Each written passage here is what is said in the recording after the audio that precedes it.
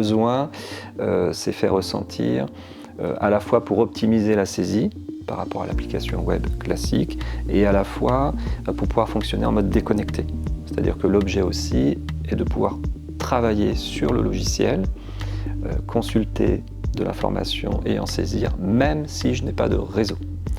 Donc ça veut dire que je sois dans un établissement où il me manque du Wi-Fi à certains endroits, ou que je sois à l'extérieur des établissements, je peux consulter de l'information et aussi en saisir.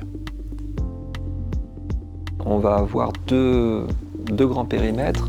Un périmètre destiné à l'accompagnement, donc ça veut dire l'accès au dossier, ça veut dire l'accès au planning et l'accès aux transmissions, donc ce qu'on appelle nous le journal de bord, donc de manière, l'accès au dossier pour consulter de l'information, éventuellement saisir sur la personne accompagnée, l'accès au planning pour avoir accès à mon agenda ou à l'agenda de la personne accompagnée, prendre des rendez-vous, saisir des comptes rendus, etc. Et puis l'accès à la transmission pour communiquer aux autres professionnels des informations ou à l'inverse les recevoir et les lire. Ça c'est la partie accompagnement.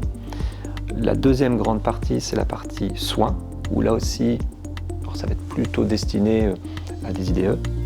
Là on va avoir évidemment accès au dossier, y compris le dossier médical, et accès et la possibilité de saisir l'administration des traitements ou les actes de soins ou les constantes dans l'application mobile. Ce qui permettra de saisir, au plus proche de l'acte l'information dans Imago-DU.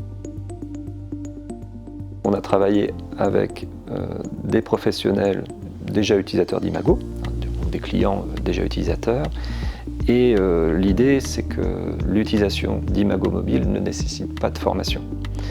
Donc l'accès à l'information rapide, intuitive et sans besoin de formation. C'est ça le contrat de départ.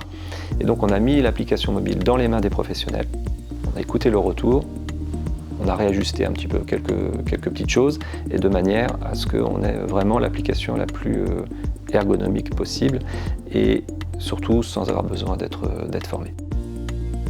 Aujourd'hui, on parle principalement de l'application pour les professionnels, comme je viens de le dire, soit pour l'accompagnement, soit pour le soin. Évidemment, demain, c'est l'application pour la personne accompagnée. Donc, l'idée, c'est que la personne accompagnée ait son application Imago et puisse participer à son projet. L'idée, c'est que la personne accompagnée puisse facilement échanger avec les professionnels et lui amener de l'autonomie à travers l'application.